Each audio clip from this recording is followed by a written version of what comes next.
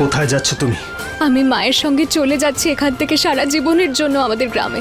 ছাড়ুন আপনি আমাকে।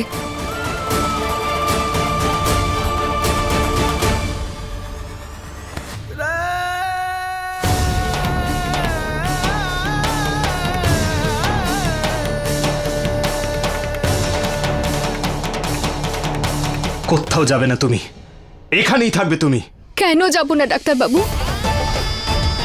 আর আপনি কে হন আমাকে এটা বলার? কোন অধিকারে বলছেন আপনি এটা আমাকে? বলুন, কোন অধিকারে আপনি আটকাচ্ছেন আমাকে? বলুন, আছে কোনো উত্তর? নেই তো। তাহলে এবার ছাড়ুন আমার হাতটা আর যেতে দিন আমাকে এখান থেকে। ছাড়ুন। আমি বললাম না কোথাও যাবে না তুমি। আমি চাই না তোমার জন্য আমার পরিবার বিপদে পড়ুক। আমি চাই না তুমি তোমার গ্রামে ফিরে যাও আর তোমার দাদা বন্দুক নিয়ে আমার পরিবারকে ভয় দেখাক। সেই জন্য তুমি এখানেই থাকবে, এই বাড়িতে। এখনো আপনি আমাকে বুঝতে পারলেন না? আপনি আমাকে এতদিন শুধু চোখ দিয়েই দেখেছেন, কখনো নিজের মন থেকে দেখার চেষ্টাই করেননি। না হলে আপনি বুঝতে পারতেন যে আপনার দিকে আসা গুলিটা প্রথমে আমি নিজের ওপর নিতাম।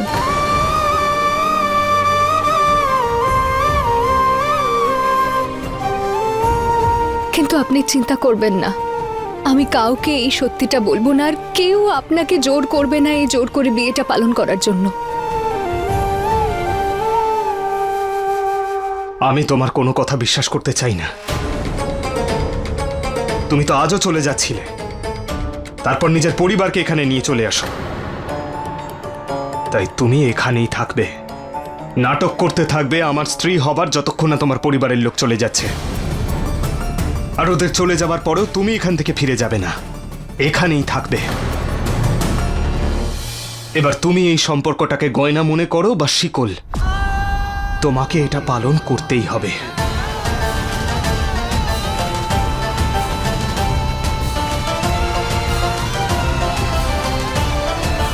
আমি এই সম্পর্ক মানতে চাই না, না গয়নার মতো না শিকলের মতো। ছাড়ুন আমার হাতটা, আমাকে যেতে হবে এক্ষুনি। ছাড়ুন, আমি বলছি আমার।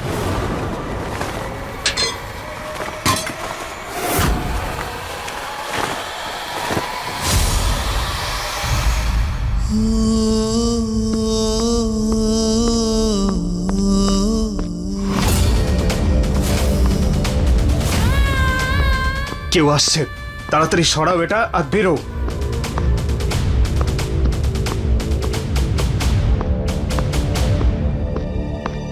আরে সরাও এটা, বেরোতে দাও। হ্যাঁ, তো আপনি সরান না। এমনিতেও আপনি জীবন থেকে সরানোর জন্য ওস্তাদ। এই ফালতু কথা বলার কোনো দরকার আছে এখন? তা আপনার মুখ থেকে কোন ফুল ঝরছে আমার জন্য? সরান এটা, বার করুন এখান থেকে আমাকে। হ্যাঁ, আমি তো বেরোচ্ছি, চেষ্টা করছি।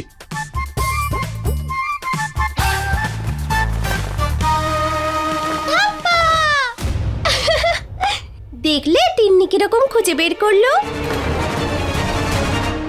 কয়না, তুমি তিন্নির সাথে চলো না। আসলে তিন্নি একটা টয় খুঁজে পাচ্ছে না, তুমি সেটা আমাকে খুঁজে দেবে। চলো।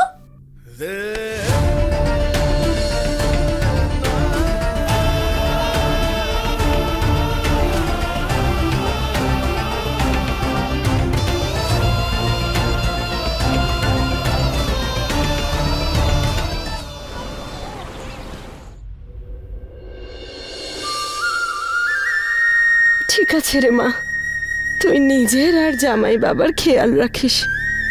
আমি আসি। হ্যাঁ মা, আমাকেও তোমার সাথে নিয়ে চলো না। এসব কি বলছিস? এটা তো তোর শ্বশুর বাড়ি মা, তুই এখান ছেড়ে কি করে যেতে পারিস? না মা, এটা আমার শ্বশুর বাড়ি নয়। আমি জোর করে আছি এখানে। তুমি কেন করালে আমার সাথে ডাক্তারবাবুর জোর করে বিয়েটা? হ্যাঁ,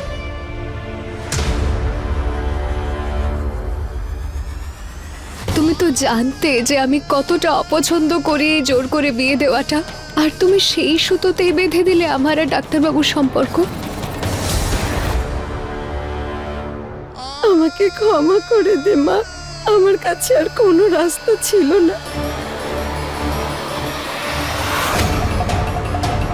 একদিকে ওই শক্তি সিং এর মতো শয়তান আমাকে বাধ্য করে জোর করে তোকে বিয়ে করতে চাইছিল, আর একদিকে এইরকম সৎ আর ভালো মানুষ ডাক্তারবাবু, ওনার সঙ্গে জোর করে বিয়ে দিয়ে আমি তোকে বাঁচাতে চেয়েছিলাম রে মা। তাই আমি এ কাজ করেছি রে মা, বাধ্য হয়ে আমি এই কাজ করেছি।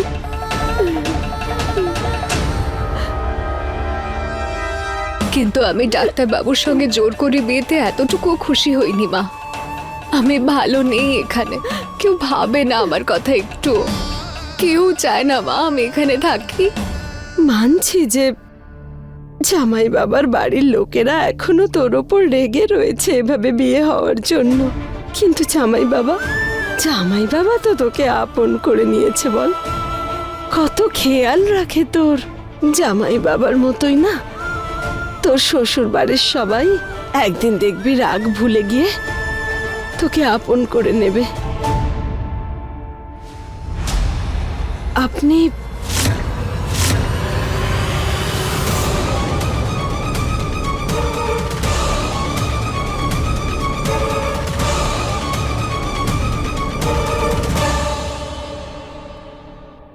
আমি চলে যাচ্ছি, কিন্তু যেতে যেতে আপনার কাছে মিনতি করছি, আপনি জোর করে বিয়ে দেওয়ার জন্য আমার গয়নার ওপর রেগে আছেন তো?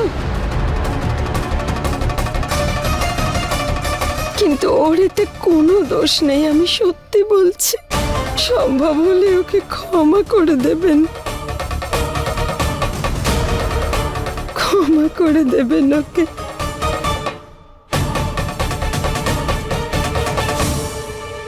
আমি আসছি রে মা। চিন্টু আর পিন্টু বাস স্ট্যান্ডে অপেক্ষা করছে আমার জন্য, খেয়াল রাখিস নিজের।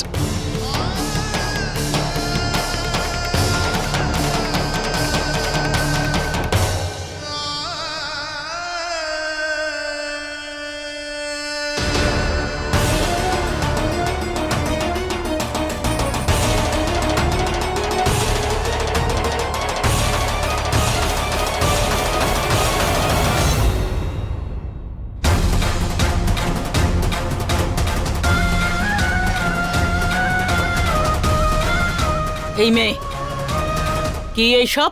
হ্যাঁ, তুমি আর তোমার মা নেশা করো নাকি? কি সব উল্টোপাল্টা বলে গেল তোমার মা?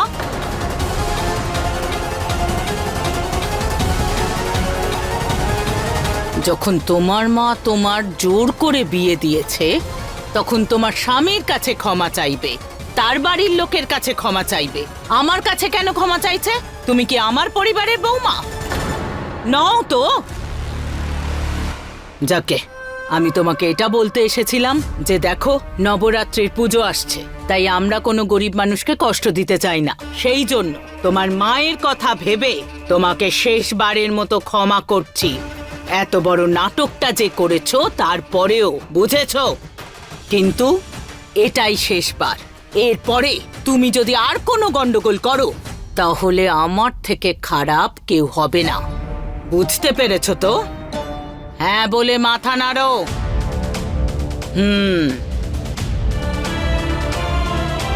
হে ভগবান, আমি এবার কি করব?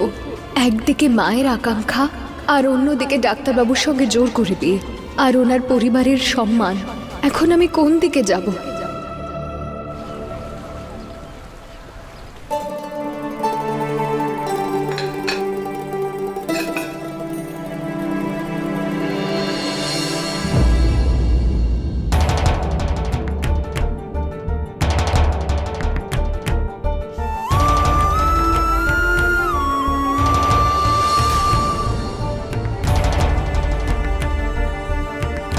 তুই জানিস তো, মঙ্গলসূত্র গলায় পরে নিলেই তুই আয়ুষ্মানের স্ত্রী হয়ে যাবি না? নাকি তোর মনে হয় তোদের জোর করে বিয়ে করার কথাটা পরিবারের কাছে লুকিয়ে তুই আমার মন জয় করে নিয়েছিস? আমি তোদের এই জোর করে বিয়ে করাটাকে মেনে নিয়েছি, তাহলে এই ভুল ধারণায় থাকিস না। তোর যাতে কোনো ভুল ধারণা না থাকে, তাই তুই আয় আমার সাথে, আমি তোকে একটা জিনিস দেখাতে চাই।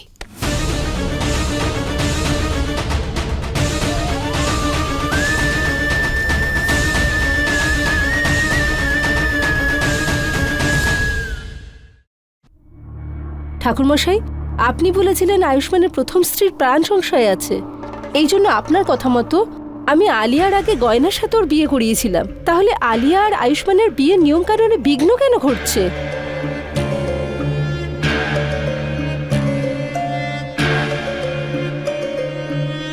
গ্রহর দশা এখন আলিয়ার পক্ষে আছে। আয়ুষ্মানের প্রথম স্ত্রীর খারাপ সময় এখন শুরু হয়ে গেছে। খুব শীঘ্রই ওর প্রাণনাশ হবে, আর তারপরে আয়ুষ্মান আর আলিয়ার বিবাহ কোনো বাধা ছাড়াই সম্পন্ন হবে। ঠিক এমনটাই হওয়া উচিত ঠাকুরমশাই। এমনটাই হবে।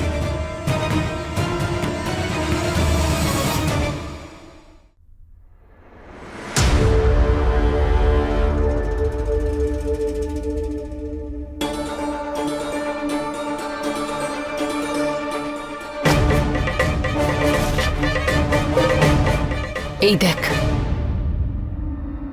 আমাদের পরিবার, দেখ কত ভালো আছি আমরা একসাথে।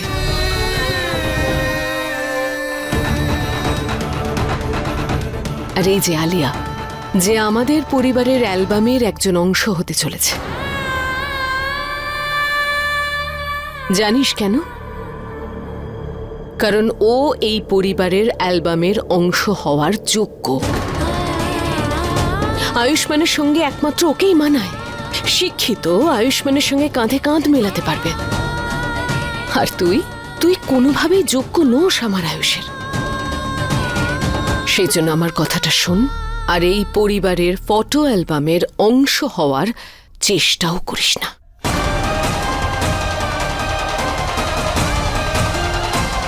কমলা মা, আপনি আমাকে ভুল বুঝছেন।